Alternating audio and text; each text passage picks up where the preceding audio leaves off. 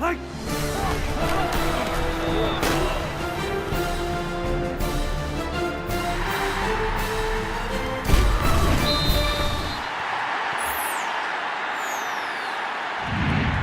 State's football schedule's out, and the big news is when the new kids are coming to town. From the Opubco studios in Oklahoma City, I'm Mike Sherman, and joining me on the phone is our OSU beat writer Gina Mizell to talk about the OSU schedule.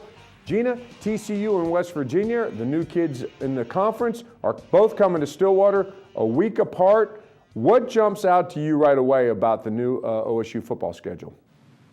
Yeah, well, that was obviously one of the first things that I looked at, and it's not a huge surprise since the Cowboys last year traveled to both Texas A&M and Missouri, so you kind of thought that based on how we expected maybe the schedule to shake out with, TCU taking A&M's spot, essentially, and West Virginia taking Missouri's spot, you kind of thought that both those teams would come to Stillwater, during the season. But, yeah, that West Virginia game is kind of in a little bit of a tough stretch towards the end of the season for the Cowboys, but I'm sure it'll be fun, for the Oklahoma State fans to see those two new teams both come to Stillwater in their first year in the conference.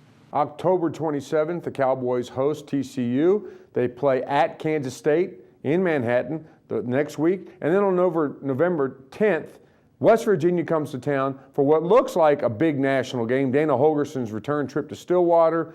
West Virginia team coming off a strong season his first year. That one's got a lot of intrigue.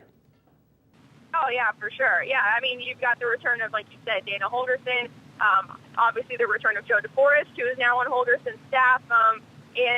That depending on, how the season goes, I think, everyone expects West Virginia to be a contender in this conference as soon as next season. And again, there's a lot of, still high hopes for Oklahoma State, even though, they lose Brendan Whedon and Justin Blackman and all the talent, from the Fiesta Bowl team. But, yeah, definitely a lot of intrigue about that game, and that's one that I think a lot of people, fans, TV folks, media, all of us, that talk about these games, I think that's one that people are going to be circling on their calendars when you look at Oklahoma State's schedule and just in the Big 12 scheme of things in general.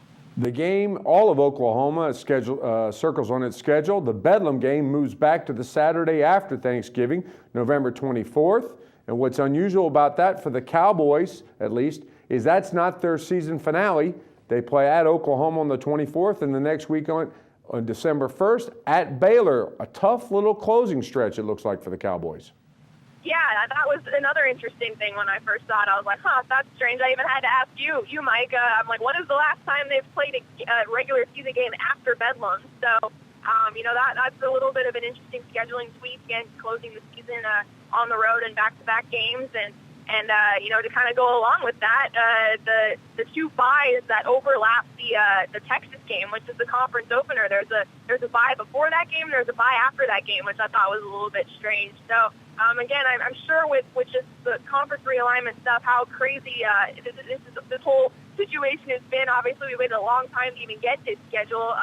There are a little bit of tweaks or quirks with this schedule for next season, and yeah, I think slapping that Baylor game on after the Bedlam matchup is one of those things. You mentioned it, Gina, the byes around Texas, and also not only that, but then at Kansas coming out of that other bye. So that will be 3 out of 4 weeks that the Cowboys will be, they'll be off 2 of them, and then they'll be at Kansas, which had been a lesser foe. Really not a big-time competitive stretch, but you got to believe with the Longhorns coming to Stillwater for the first time since 2009, that's something that's really going to energize people. Oh, sure. I mean, that's a heck of a conference opener, for Oklahoma State. Like you mentioned, Texas doesn't come up here in a couple of years. And obviously Oklahoma State beat the Longhorns in Austin the 2 seasons prior to that. So I'm sure, the Longhorns will be ready for that game. Again, it's the conference opener. Texas is obviously such a traditional power in this league, and Oklahoma State's kind of the new riser. So I think, again, that's an intriguing matchup, and that should be, a fun game up in Stillwater, too.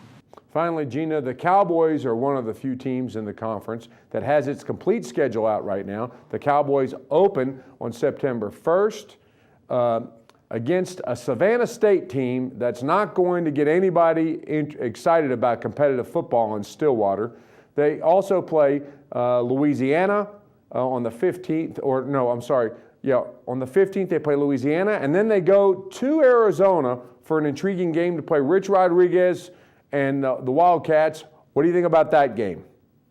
Oh yeah, I mean I think that's a quality, non-conference road game. I mean, Arizona obviously not a good season last year. It fired Mike Stoops in the middle of the season, but there's a lot of intrigue around that team now with Rich Rodriguez coming in and just people I think out west in the Pac-12 expect him to restore that program and to at least ignite some or inject some great offense into that team. So yeah, on September 8th, in between those two home non-conference games going out to Tucson, obviously these two teams have gotten a little bit familiar with each other with playing in the Alamo Bowl 2 years ago and then playing in Stillwater this past season. So it's two programs that are familiar with each other, but with the new coaching staff that kind of brings some new intrigue to that game. But yeah, you mentioned the Savannah State opener. That's pretty much the definition of a cupcake right there. That's going to be, hey, let's celebrate the Big 12 title and the Fiesta Bowl win and welcome back to football and all that stuff. But and then playing Louisiana again for the third year in a row at home.